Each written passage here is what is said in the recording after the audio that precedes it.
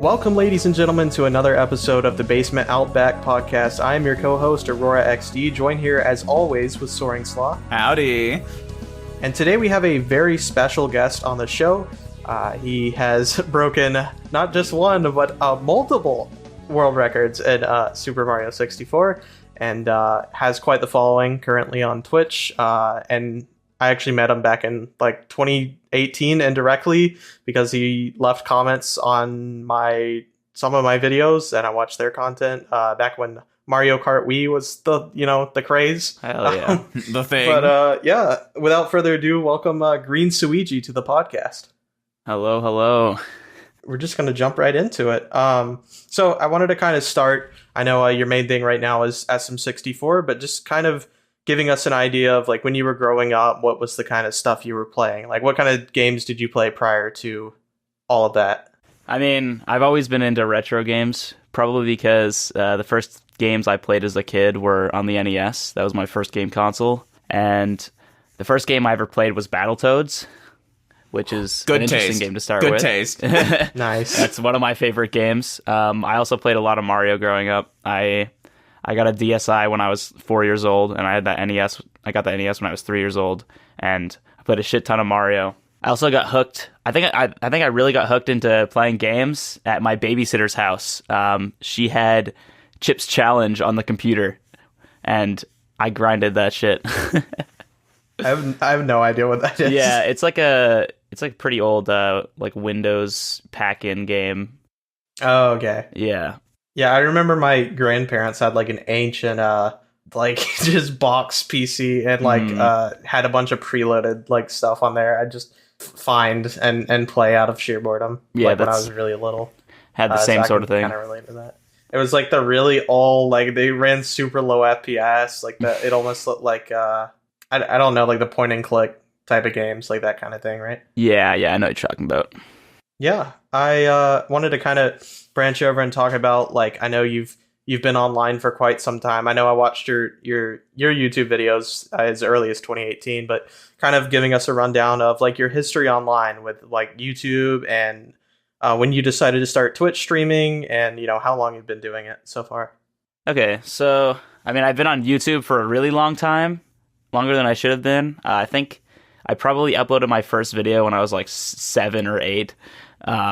Which is, I think it was a Minecraft video, just screen recording of Minecraft on PS3 with one of my friends that I only talked to one time. And there's a lot of that in the early days up until 2015. I just kind of sporadically made Minecraft videos, and they obviously didn't do well, but that's what everybody in school was doing. Exactly. Yeah. And then 2015 I made my first, I feel real channel, and in 2017 is when I made plush videos because one of my friends at school that I really looked up to had 50 subscribers, and he was making plush videos, and I wanted some of that, so I started making plush videos with one of my friends, and that lasted for a few months in 2017, and then eventually I got bored of that, and I started making Nintendo, just general Nintendo videos. Some videos about Super Mario 64, actually, quite a few, in early 2018. And that's kind of how my 2018 went. Just I made a few Nintendo videos, and a lot of them were about Super Mario 64. And I also started streaming in 2018 on YouTube. And my first ever stream was also Super Mario 64. I was playing a ROM hack. So I have a lot of history with that game. And then going into 2019, I was sort of doing the same thing, but I was kind of losing passion for it. So I didn't really do too much in 2019. But in the middle of 2019, in terms of YouTube anyway, in the middle of 2019, I started streaming on Twitch because Mario Maker 2 came out. And I really wanted to stream that game.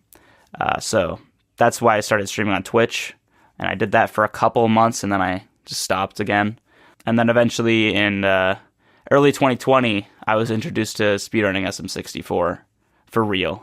For real this time? Yeah, for real. Seriously? Yeah, because I saw this video in 2017 about how to beat Mario 64 in under 20 minutes, I think is the title of the video.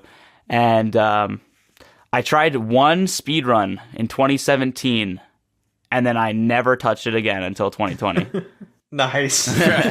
So you'd say like I guess you've known about SM64 for years, but like 2018, 2019 is when you were like, okay, like I'll give this a try. And like, yeah, I was playing the game. I was playing quite a little bit of ROM hacks. I wouldn't say like a crazy amount. I never played the really hard ones. I just played like the really popular ones because I thought they were fun.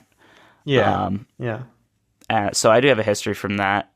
When you did start speedrunning SM64, like around what time was that? And have you done any speedruns of like other games?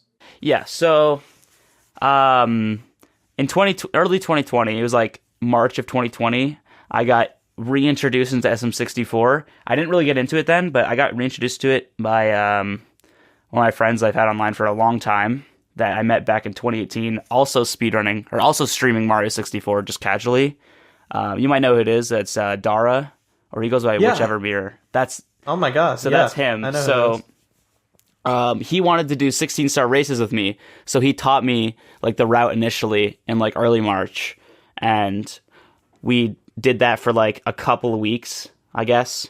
But I didn't really get that into it, and then I kind of just stopped, and then I didn't end up picking it up again until like July of 2020. But the whole reason I got into it was just because like he asked me to do 16-star. So yeah, it's just all right. I'll give it a try. Yeah, that's interesting. I didn't expect that to be the way you kind of got into it. Just somebody asked you, and you're like, okay, sure. Yeah, exactly. Like, that's cool though, because I think me and Sloth have speedrun different games, but the first game I ever played was like Getting Over It, where I wanted to beat it fast. And I had a Discord friend who was like, you should speedrun this game with me. And I'm like, okay. Like, and so we didn't care about like not world record or anything. We were just me and him, like locally just racing to see who could get the best time. And it was like I have bragging rights if I have a faster time than you. Like, I'm a better person. We really got into it. Like, yeah. we were super mean to each other about it, but it was like in good fun. Yeah, of course. That can be a really fun thing. It's like just having either one person or like several people that you play against too, which is a really cool aspect of speedrunning. Like, it doesn't have to be like you look at it as like, I mean, you have world records, but like I especially, I don't have like a super big time commitment to stuff. Like by the time I get serious about it, I usually like get bored and moved on to something else. So yeah. Like I've hopped around, but I guess I'll bring the conversation into like how you achieved your first world record. 'Cause that's like, I think one of those things you have to have the experience to get it. You can't just like come out of nowhere with only like a few hours on the game and just attempt it and get it, Yeah. So I imagine you had been doing it for a while, but like I know you don't have like a specific number, but like how many months or like maybe hours in the game did that take for you? Well, I would say I didn't start the game like expecting to get record. I just like started it because I wanted to race my friend and be better than him, I guess. But it took me from July, which is when I feel like my true start was, because that's like when I actually started playing and didn't just like quit after like a few days of playing.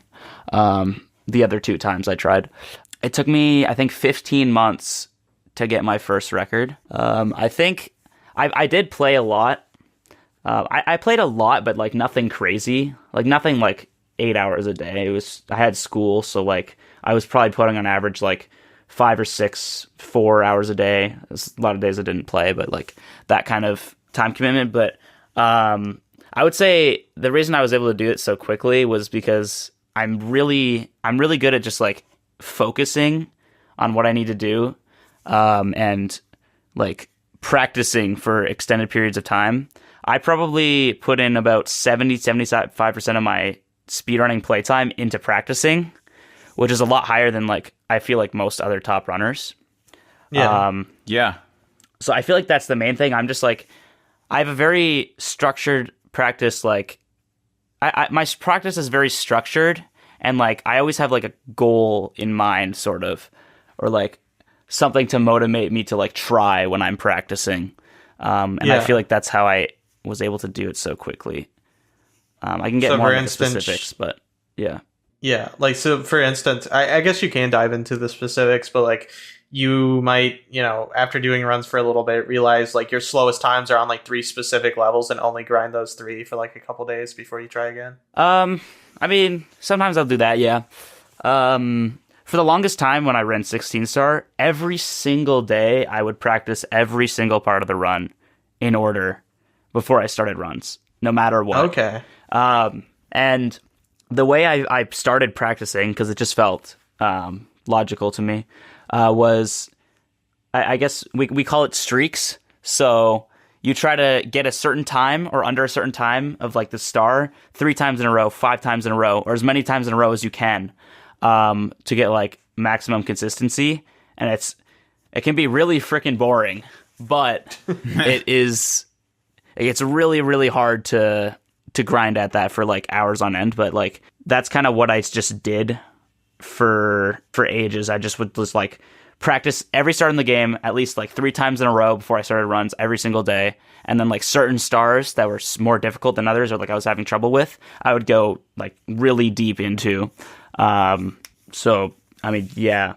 Yeah, so I imagine, like, I don't know. For me, that would, like you said, boring, but also, like, I've noticed, like, when I have been running something, like, in one session for a long time, you start missing stuff, like, just jumps and stuff that you, like, always get, and that's, like, the most frustrating thing. Yeah. Is, like, how do you deal with that, too? Like, yeah, well, you mean, like, doing attempts, right? Yeah, in okay. general. I mean, a lot of the time when that stuff sort of happens, it's usually just because you've either been playing too long or something. So I usually just like try to take a break or practice it. I'll like stop playing and just like practice that specific thing before I get back into runs again. That's something I've done a lot. And that sort of stuff happens a lot when you're practicing too for extended periods of time, just because like you sort of lose focus or get bored or like stop caring.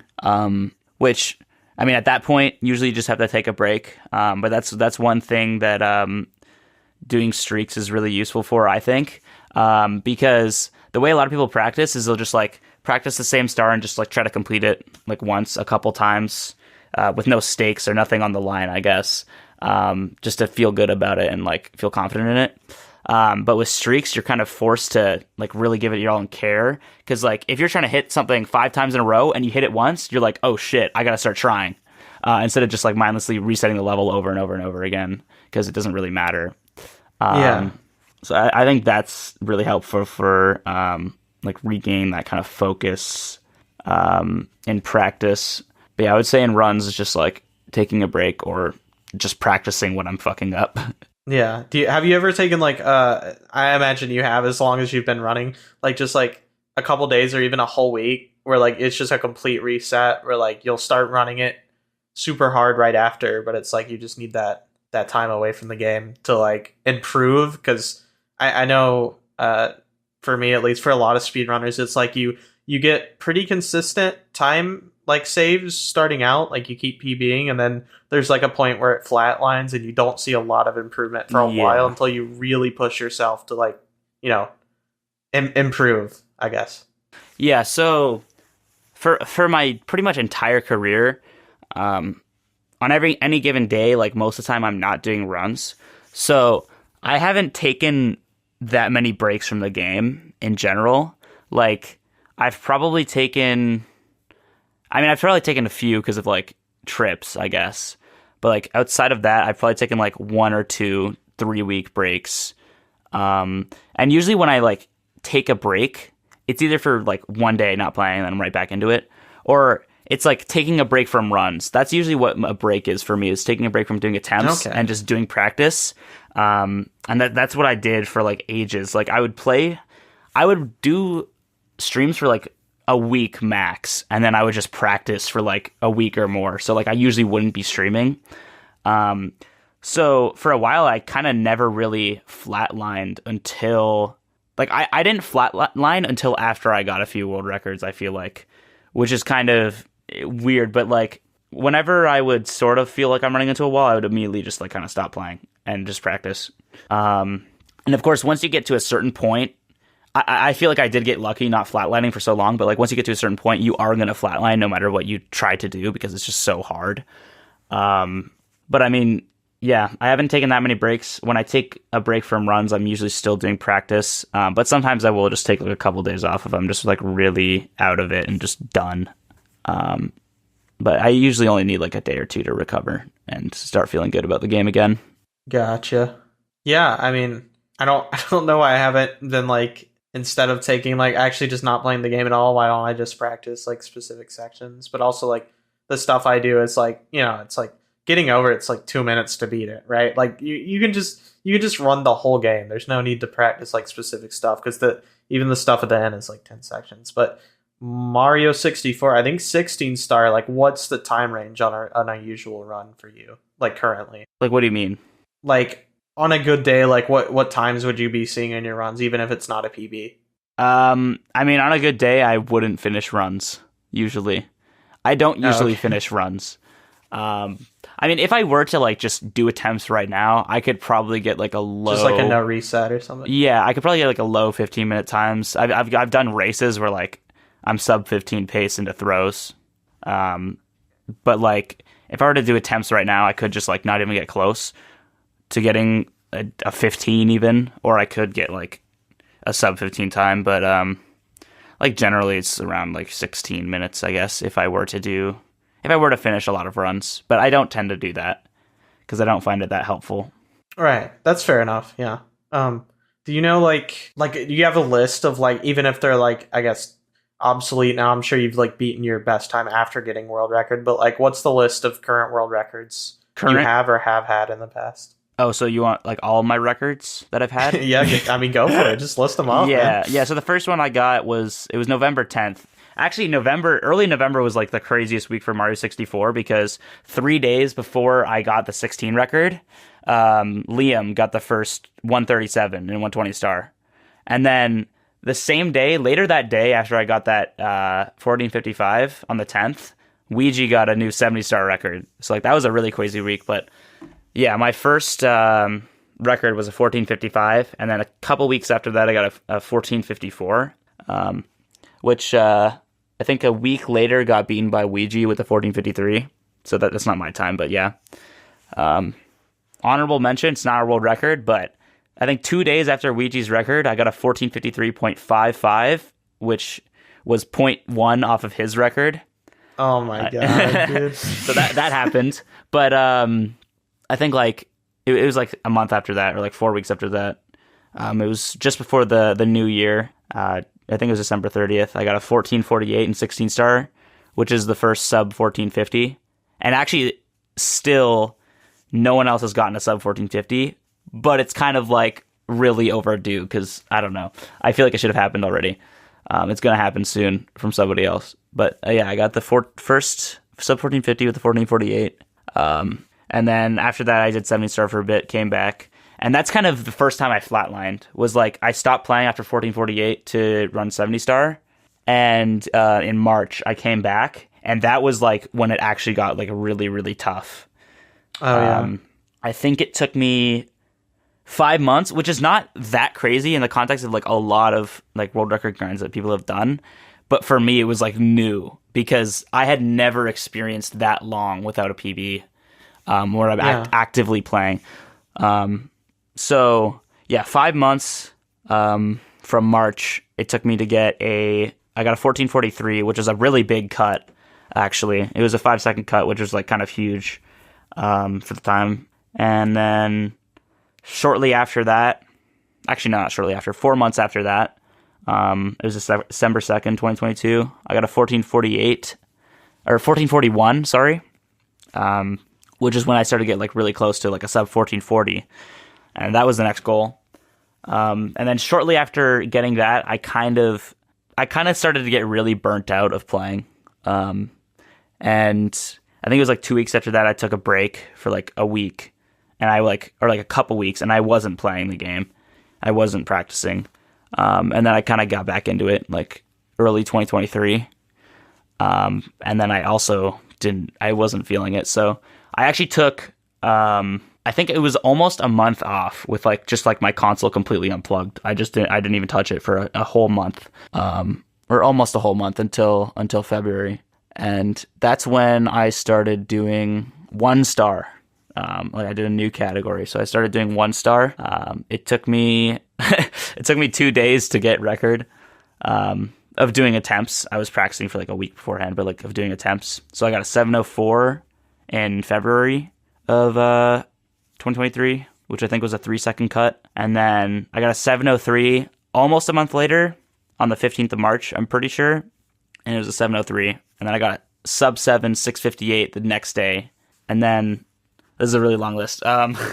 It's fine. It's almost over. It's almost over. We're letting you stretch. cook. Yes. Okay. So after the 16th, I got the sub 7. I'm like, okay, I'm going to go back to 16 star because I wanted to get a sub 1440 and I wanted to get that for so long. And then I was practicing for a few days. I got on. I think I did 3 streams. First stream didn't go that well. Second stream, I think I got pretty deep into the run like twice on sub 1440 pace. Second one, I like almost got to the final Bowser fight. I was really freaking close on like 1439 pace, but I fucked up. That's how it goes. And then on the 22nd, I got the 1435, which I can talk about that later, but that's its own thing. Yeah. And then after that, I started doing 0-star to get a record, and then I think it was sometime, I don't remember the dates for the 0-star ones for the most part, like, but I know it was like early April for most of them. So I think it was like early April, I got a 626, and that's when that was the first time I got 3 out of 5 like main category records. So like 1610 I held at the same time. I beat that by a second, or like the old record by a second with that. And then I think a week later I got a 621. And then a couple days later, a week later, something like that, I got a 620, like a mid 620. I think it was a 620.5. And then shortly after that, I got a 620.3. Yeah, I see that's your current record right now. Yeah, that was depressing. Anyway, I guess I'll talk about 0-star later too. I have a lot to say about 0-star. And then a couple months later, in June 17th, I think exactly 4 weeks ago today, 15th, I got a 4641 in 70-star, and that's the current record there.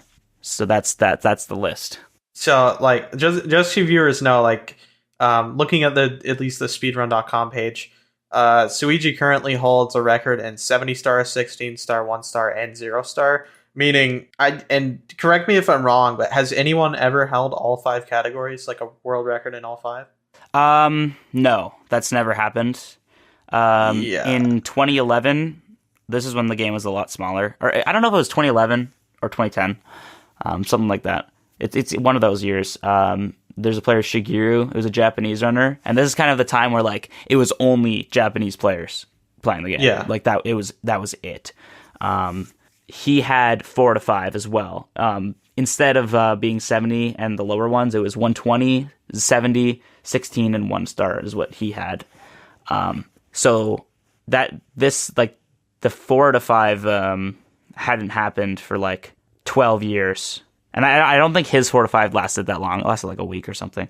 But yeah, so this is the first 4 to 5 since his, and then before that, I don't think there was a 4 to 5. So yeah, that's just like insane to me, because like it's a whole different thing. Like respect to that guy, but like since the community has grown like so much since then, the fact that you've managed to hold 4 categories out of 5 is just crazy to me. Like that, your dedication to this game is like beyond belief for me. No, I was really just gonna add on to that. Like, I know I've been like super quiet this entire time, but like I have so much respect for your GreenSuigi. Like I don't know how you do it. I usually get frustrated with even like my current game, Pizza Tower. I've been grinding it for like 4 to 5 months, and even like I've hit my burnout point. And usually, like I have so much respect for people that like are able to stick to it for this long. This man has a goal. He's going to own SM64. Literally. Yeah, but like, dude, if you, and I assume like one of your goals is to start, you're gonna grind 120 star eventually, and work towards that. But like, in before Suigi gets a summoning salt like 2-hour video made about it, because I would do it probably. You get the the cheesy like the vaporwave music, and you'd be like GreenSuigi, it's been a speedrun. Yeah. It has to One be. can dream. It has to be a flex to get into a summoning salt video. Yeah, you got it. That should be your life goal, Suigi. That's like a big bucket list item for you for sure. I missed it by 2 months. 16 Unfortunately, world record history video. Yeah. So true. I'm in the comments though. He pinned a comment with my name in it. That's the closest I've gotten. Oh really? You know what? Yeah. You know what? We'll take it. We'll take what we can get. Yeah.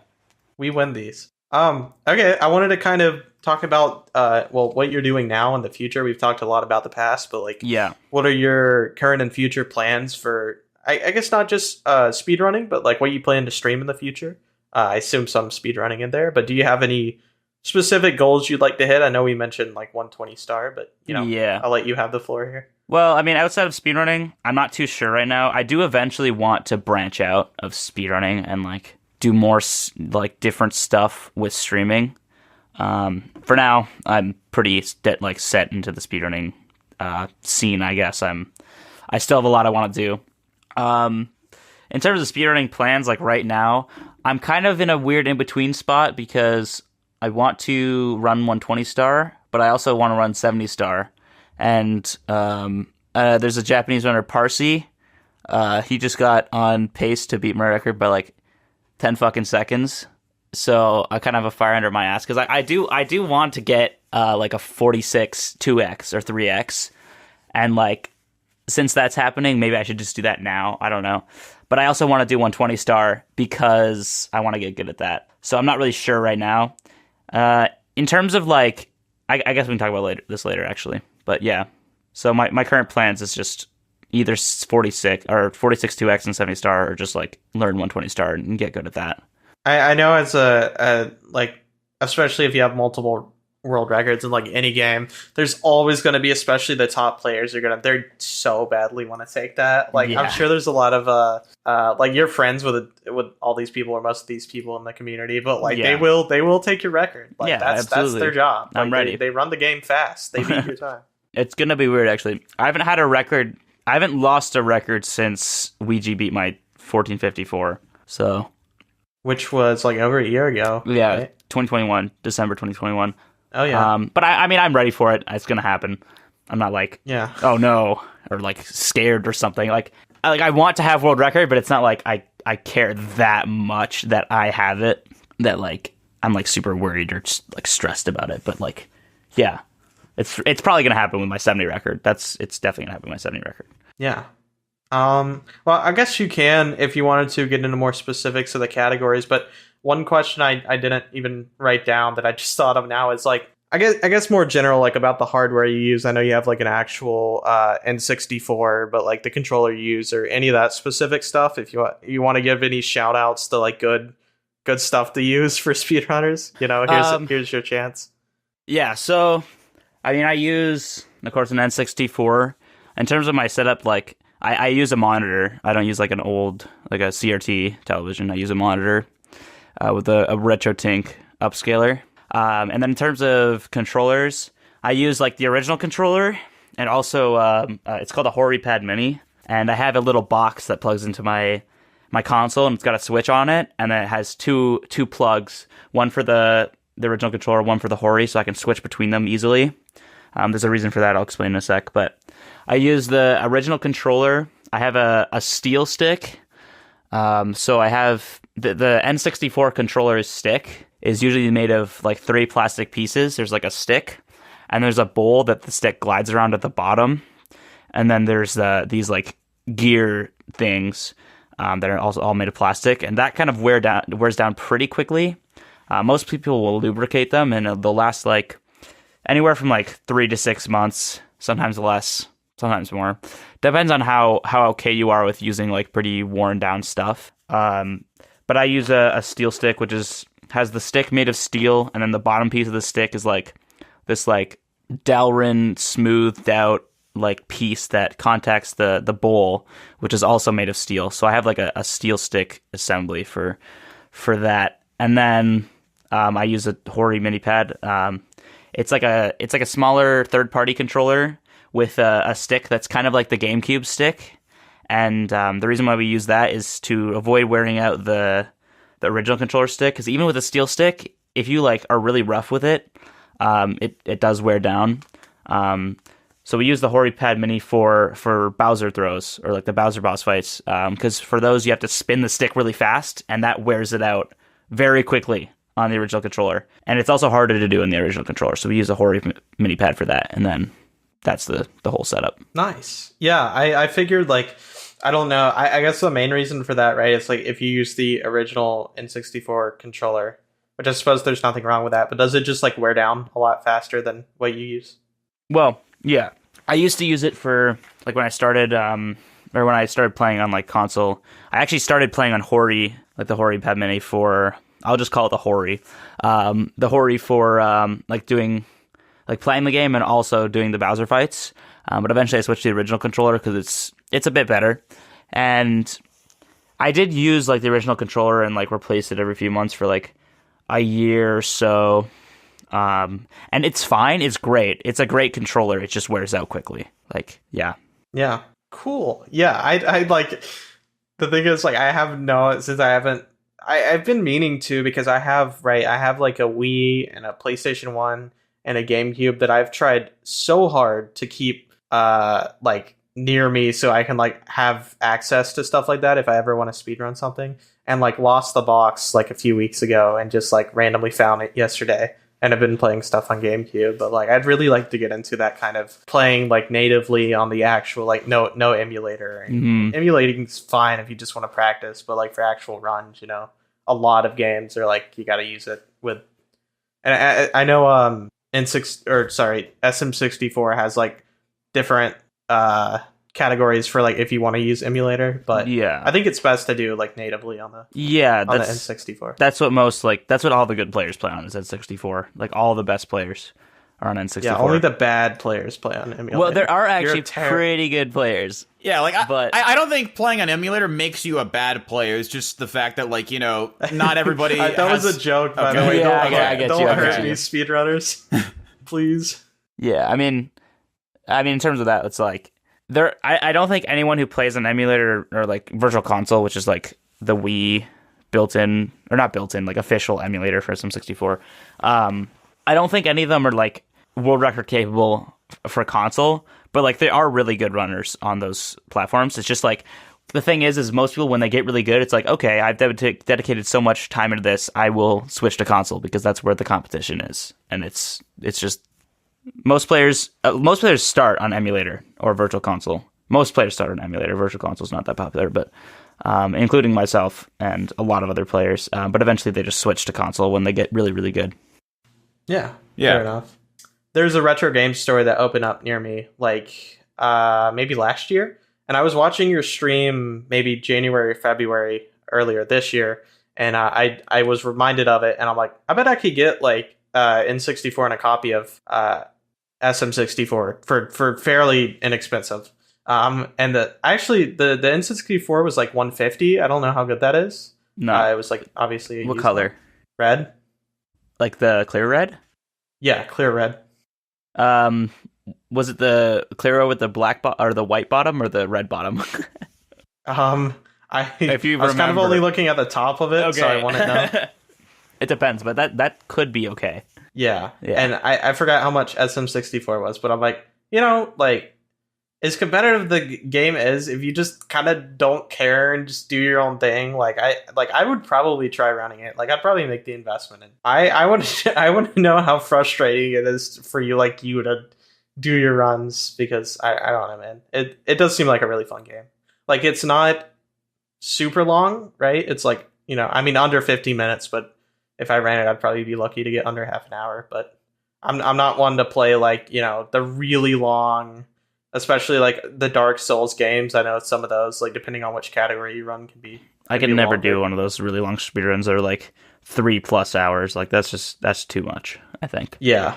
And I actually like no hate to Sloth, but like I stopped running Pizza Tower for a bit because the runs were just too long. No, It's it is definitely like a con. Like, you know, the longer you the longer a game is, the harder it is to really optimize or really dedicate time to it. Because I mean, like, you look at like some other runners that run like games that are like 3-4+ hours. I mean, not only can you run less attempts overall, but like you just have to dedicate a lot more time to it just to like, you know, get attempts in. Because I mean, like, that doesn't even count like, you know, practice or just like whatever else is part of the run. But Yeah.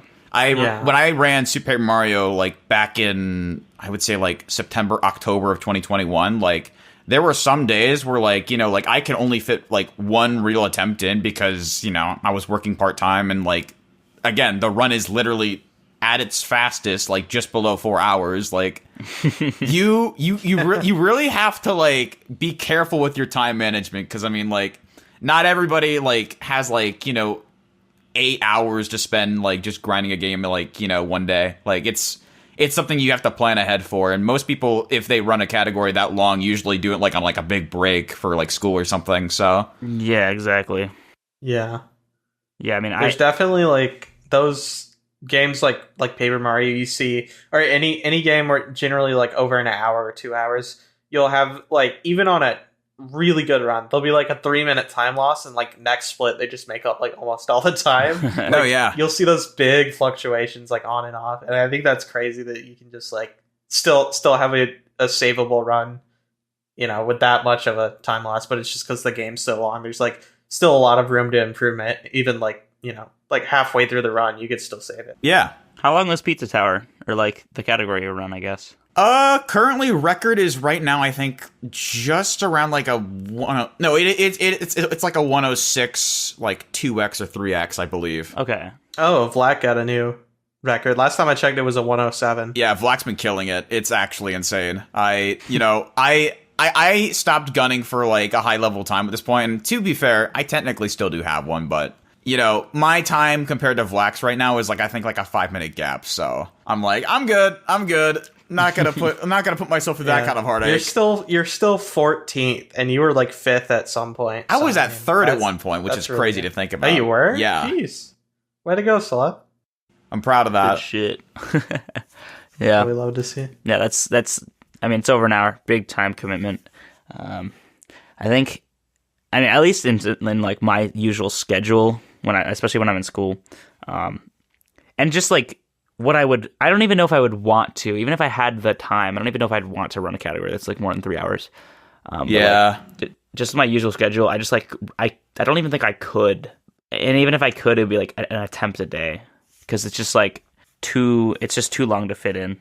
Yeah, I kind of agree. It's more of like, if I have like a deep connection with the game, like I'm more compelled to like, you know, at least try it. And I think that's why I gave in to like a 4-5+ hour speedrun for SPM. But like, you know, just like you said, with like being able to only fit like a single attempt a day, you know, once I was like, you know, like 2-3 weeks deep into like practice and doing attempts, like I can just say from experience, losing a run that long, like around like 70-80%, is honestly one of the most soul crushing things, because it's just like, dude, another reason why I stopped. I will keep playing Pizza Tower at a certain point, but I was just like, dude, no, I mean, there was a stream where I had 3 runs where I was over the 30-minute mark and screwed up, and I'm like, I'm done. Like, I'm not.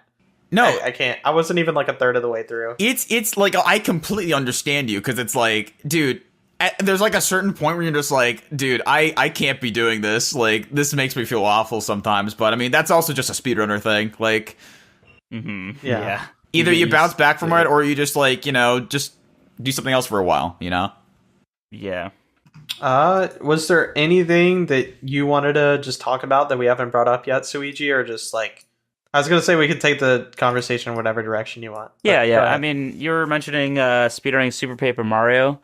I just want to like interject here and say that game is the GOAT. That game is so good. That is like easily one of my top 5 games. That's my favorite Paper Mario. Your base is fuck. Yeah, just above Thousand Year Door. That one's really good. But I just like, I've played that game. I mean, I played that game when I was really young, when I was like 4 years old or 5 years. I think it was 5 years old. But I mean, I've replayed that game so many times. That game is so good. So good. No, I feel like it's funny to say this now because we have gone through like 3 other games, but like I definitely was more of a Paper Mario boomer back in like the mid 2010s, and like now I've like come to terms with it. But I still love the first 3 games like wholeheartedly. They were like the first RPGs I actually grew up with and like had a like built a connection with. So Yeah. I mean, I'll be honest. I think the new Paper Mario's are just. I mean, they're just not as good. That's not an unpopular opinion. yeah, it's not. They're not as good. They're different games. They're just not paper. There's not the same like category. It almost feels like. Oh yeah, I mean like. Game. I feel like everybody's like said their 2 things about Sticker Star and Color Splash, but like I mean I can like if I ever get my hands on Color Splash or even the Origami King, I imagine I'll have a fine experience with them. It's more of just like it's got my tongue has been soured already by like just kind of going through a decade of just like dang, this was the IP I grew up with, and now it's just kind of not the thing I grew up with. So yeah. I feel like also like these types of games, like not just Paper Mario, but like any of the Mario stuff. At least from what I've seen, I grew up with a lot of this stuff, so I'm probably biased. But from like Game Boy early 2000s era to like Wii U era, Nintendo was kind of on a hot streak compared to now. Like they just were releasing bangers, man. They had like the new Super Mario Bros. Wii and like all that. I loved those games growing up. I mean, you might be biased a little bit, but I would actually agree. Like, I feel like past like the Wii U, or like since partly in the Wii U era, it just kind of like, I don't know, the games got less interesting. Like if you go back to like a lot of the old, it got weird. Like a lot of the old like GameCube games or like Wii games, like I feel like a lot of them had so much content, especially the Mario stuff. A really good example is the Mario sports games. That's like a perfect example. Also Mario Party. Like if you look at Toadstool Tour on the GameCube, I don't know if you've played that before, but that game versus like the new one on the Switch or like any of them that have released since then, it makes me cry. It makes me so cry. Much better. It's so much bigger and better. And the same thing goes for the Mario parties. Yes. Yeah. Like Superstars is good, but it's just a bunch of fucking remakes. Yeah. But like, I don't know. I feel like there has been a decrease in, I mean, the quality, I guess, of a lot of the games. Yeah. But like, there has been the occasional banger. Yeah. I do know like me and Sloth in the past have played like Mario Party 5 through Dolphin and just on net play. Oh, and it's still been like super fun because like, you lug my GameCube over. Like we just met up at a convention, could have done that. But like, it's just, at a certain point, it's like, I'm not going to pay like $150 to scrape like online to find a copy of it. I'm just, oh yeah, not worth. But stupid. Yeah, that whole era, like, I don't know. Like when else are we going to get like a Mario and Sonic collab? Like the London Olympic Winter Games and what was it, the Beijing, or there were 2. There was one in 2008, one in 2012, and both of them were pretty good. Mm-hmm. And I played them a lot. And it was just basically, it reminded me of like Wii Sports Resort, but it was like Mario and Sonic themed. And I loved it. Yeah. Actually, I played when I was really young. That was one of the first DS games I got. Was the Vancouver 2010 one on the DS. That was like my favorite game for a while, ever. And I think I had like a little special attachment to it because like the game code on the bottom of the cartridge. There's like those little codes. 4 of the digits were my first name. So I had like that kind of special connection. Like, oh my god, it's just my name on it. It's my favorite game. This is so awesome. That game was like an actual banger. It was so good. Yeah, dude. I don't know. Like I did the word. You guys are gonna hate me, right? Like even viewers watching are gonna hate me for saying this, but like I needed money, right? So I went and sold my Game Boy Advance SP in like near mint condition. Got like $85 for it. And granted, like, sure, I paid $80 for it when I was like 6 years old, but immediately after I'm like, why did I do that, man? They're just gonna turn around and sell it for like $140, like some outrageous price. I don't know. I just like that's why I was talking earlier about like I got my GameCube, Wii, and my dad's PlayStation 1. And they're all in a box. I got like all the controllers neatly wrapped up, all the games in a little organized thing, and like I'm treating them because I treated discs like game discs and movie discs so terribly when I was little Like we just put them all in a stack of just the disc without the cases. God. And just have them sitting there. And dude, like so many, like my Double Dash copy will bug out like on the last lap. The game disc will stop reading, and it's because I just took terrible care of my disc. I had like absolutely no care in the world. Like I was just living my life and like didn't think about it. But, Yeah. I'm like angry at my past self for doing that. It's like, why? Like I have like a CD collection, and I like, dude, I'll like clean them if there's even like a slight like, like dust on them or something. I'll clean them off before I put them back. Yeah. I mean, I also had a friend who just like had a disc stack, and it pissed me off. Yeah, I know I'm not the first one in the world to do it, but it's so cursed thinking about it. It's like it's very cursed. Yeah. But yeah, I mean, I feel like even growing up, like I was kind of past like the GameCube era and like into the Wii era, middle of the Wii era. But like whenever I bought new games, even though I was pretty young, I usually like bought GameCube games and Wii games because I just really liked them. And yeah, exactly. Even now, like, or for a while, I just like I kind of stopped buying Switch games and like Wii U games. I think I only ever bought one Wii U game, and for that whole era, and I had that console for like 4 years, just because like I had a bunch of Wii games already. I was just buying Wii games, and there wasn't that much interesting. And I feel like even now, there hasn't been that many games that are like really interesting to me on the Switch. It just kind of, a lot of them just feel like kind of half baked in comparison to like what we got. I think I was interested mostly in like year one Switch, and then everything else was just kind of like, all right, I'm not interested enough to shell out like full price. Yeah. I thought Mario Kart 8 Deluxe, and even, I'm a Tetris guy. Tetris 99 looks cool. Even then you have to like pay for some like Nintendo Online or whatever it's called, like $20. And like they changed it, and so like there's like $60 for one. It's for the expansion pack, yeah. Yeah, I know like nothing about that. I don't know on the Switch, but the only time I played Switch is like with other people, and like the games that launch with a lot of Nintendo stuff are usually really good. But it's like I don't know, man.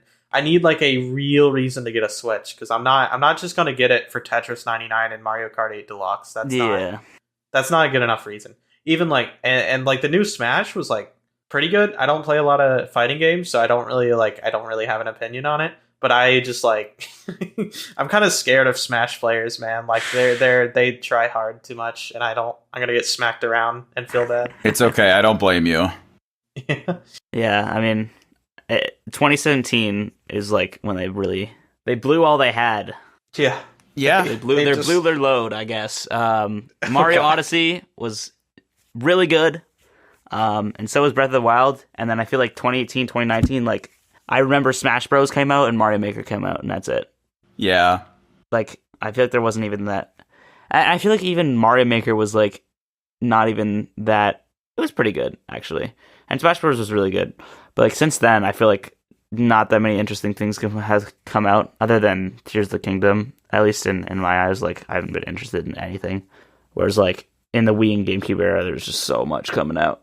I feel like that is really cool. I do okay. So EG, I gotta ask you about this because it might have just been me, but okay, like for birthdays and Christmas, right? For like a 5-year streak, all my relatives would like give me and my brother like really not necessarily crappy, but just not very well developed like games that were like based on animated movies. Like we had The Incredibles, I think we had Wall-E or something, and Over the Hedge for Game Boy. And like, have you ever played any of those? Because they're kind of like they've kind of grown on me after a while. Yeah, like, I'm trying to think. I don't think I got that many of those games.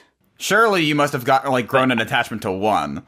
I mean, I got a SpongeBob game on the DS. I don't remember what it's called. Okay. Yeah, I had the SpongeBob movie game for GameCube, which is like I still have the disc for it, and it was the one that came out right before the original Battle for Bikini Bottom. Yeah. But dude, some brilliant level design. Like I love playing it. There's a lot. Like it probably would take me like 6 hours or more to beat it, like all the way through. Yeah.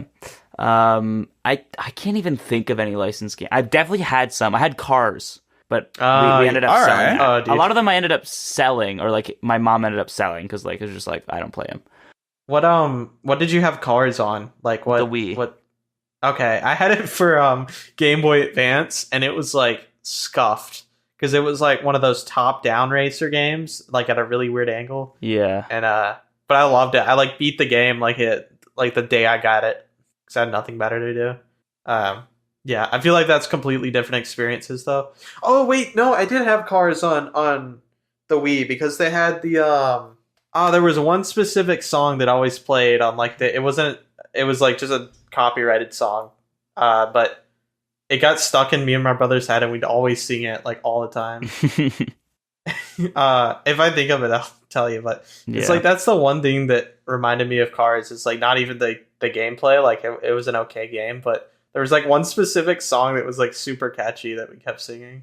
Yeah. One interesting thing about that game, I think if you look on like Wikipedia, I don't know if it's Cars 1 or like I think there's multiple ones. But like the list of platforms that released on was actually like kind of crazy. If you look it up, I mean, I will right now. Really? I might be wrong. Oh yeah, dude, I'm looking at like screenshots right now. That's bringing back some memories. Okay, it's not as long as I remember. There's a game that I know of that I've played that was like had an insanely long list, but this is actually pretty long too. But that really released on a lot of consoles. I have no memory of playing. I have like one little memory of playing this game, but like it's really foggy. I don't think I played this game that much though. Yeah. I played I think 2 Tony Hawk games growing up, like the whole skateboarding games thing. Yeah. And Underground 2 for the GameCube was really fun. You could unlock this dude, I think it's like Jesse James or something, who rode a Segway around, and it was like a bonus unlockable character. Or maybe he's in a wheelchair, so I don't remember. It was goofy though. But it was such a fun game. Yeah, I've heard quite a bit about that game. I remember I had this like one YouTube video. I don't remember what it was called, but it involved that game. And all I remember is that video like traumatized me when I was like 12. Like, I don't know why. It was really fucking scary. It was a video about like glitches. And I think Underground 2 was in it. And there's like this glitch where you plugged in a keyboard and like bricked people's consoles by sending them a really long message or something. Oh, really? Yeah. Jeez. I didn't know about that. Yeah, so I don't remember much about that, but yeah. Jeez, yeah. There's a whole like side of YouTube about that of just like really like cursed things you can do, and just random like older games too. I think there's 2 sides of the coin because it's like the older more primitive 3D games. I guess SM64 included. Mm-hmm. It's like really nostalgic and like it gives me a warm feeling to like see the just like older graphics like that. Even like I played a lot of the first Gran Turismo game on PS1, and as a kid I thought it was like super good graphics because like I didn't really play a lot of games back then. But then I went back to it like a year ago and I'm like, dude, this is like I can count the polygons on this car right now. But then there's like the cursed side, right? Because like, and there's like a stupid side to it, but there's like actually like just really eerie parts of some games that like people don't talk about, but also they have like the whole conspiracy theory side. Like every copy of SM64 is personalized. Ooh. And like I don't know. You know I made a video on it a while. Yeah. It's like one of my most viewed videos, but it was like I was just kind of making commentary on it without saying anything or adding anything to the conversation. But it was like I don't know. I thought it was like actually kind of like an interesting idea that it's like, oh, like there's certain like niche like differences between everyone's copy of the same game, even though that's like very, very improbable. Yeah. I just like I remember that a lot because I got a lot of chat messages about it. And I honestly in 2023 still do. Yeah. So would you say that's like the most like off topic? Well, not really off topic, but just random thing that viewers will bring up. I mean, it's like, not off topic, but it's just weird. It's just like I don't know why. What am I supposed to think about this? Why did you type this? Why did you type these words in this order right now at this moment in time? Yeah. What's wrong with you? Yeah, I don't know, man. It's like I don't know. It's like more creepypasta than anything, like actual game. But there are some like really weird areas of I don't know. I think this some stuff they put in the SM64 is cool, like the infinite stairwell and like you have the little shepherd's stone thing. Like the science behind that is interesting. I saw a video on talking about if you did like the opposite and had a descending shepherd's tome, it like just makes people feel like bad when they hear it like for long enough. I don't know. It's interesting. There are some there's some cool little sections of the game for sure. Yeah. There's like the giant worm thing and that one underwater level. You know the specific The eel, level, yeah. and then, like the shipwreck or whatever. Yeah. They're like the like lore behind all that. Like there's, I'm certain. Yeah, I mean, I think when that was like kind of happening, I thought it was like sort of interesting, but I'm just like really jaded from like seeing people talk about it in my chat 500 times. But I think it was kind of interesting. I guess I already asked you about plans for the future, which you didn't have like any specific games, but I know you said you're going to keep running SM64 for a bit. Yeah. There's a question like what else have I speedrun? I guess I could talk about that. Pretty briefly, but yeah. So I speedrun a lot of ROM hacks of SM64, or a few ROM hacks. So it's not really a different game, but I've done that a bit, and I've also for a very short time and not very. I wasn't very dedicated to it, but like I did try speedrun Battletoads like a year and a half ago, and I do want to do that again when I get really bored of Mario 64. I don't know if that'll ever happen, but yeah. So that's the other thing that I've speedrun. Other than that, I haven't speedrun anything. I do want to try some other games, but like I feel like I have so much I want to do in Mario 64 first that I don't know if I'll ever get to that. Yeah, dude. Well, if I were to suggest you a game, I'm like a big fan of any Rage games. Pogo Stock, Jump King, Getting Over It, Only Up, any of those four. Even if you don't spend like just playing for a day or two to just beat it. Very very epic and cool. You definitely get some cool points from me if you did that. I have wanted to try Jump King before, I just never got around to it. Yeah, dude, it's like, okay, the base game, honestly, if we're talking like 1 out of 10 is like a 3 out of 10 if you're scaling for like the DLC, because the first DLC is like an 8 or maybe like a 7 out of 10, and Ghost of the Babe, which is like the second one, is like a 9 out of 10. It's like crazy hard because there's Jump King is known for like infuriating people because like the levels design, like if you slip off a ledge, like there's a bunch of little ramps that are intricately placed to send you basically to the beginning of the game. Yeah. Or like really, really far down. But like the DLC is like that times 10. Like if you slip once, it's like, no, you're just starting over. Like you might as well just reset everything. Yeah. I don't know. I'd love to see you play Jump King, but maybe one day. Maybe there'll be a time and place for it, certainly. All right, yeah, I'll end it off here. So thank you, GreenSuigi, for being a part of the Basement Outback podcast. No problem. And yeah, all the talk about speedrunning and stuff. Very, very awesome and cool. We are a gaming and speedrunning podcast, so I figured, I had to ask you since we've at least indirectly chatted from time to time for the last few years. And July 2018, I think I first met you. I'm genuinely like curious to see like the kind of progress you'll make in the future with all this stuff, because you have a lot going for you, and no pressure by the way, but like big things on the horizon. I'm certain. Yeah, thank you. So yeah, we'll see everybody next week for our next guest episode, or 2 weeks. We're actually not sure when this will come out, but we'll figure that out. We'll figure it out. Yeah, we'll figure it out. All right. See you guys later. And thanks for watching. Bye-bye. Bye.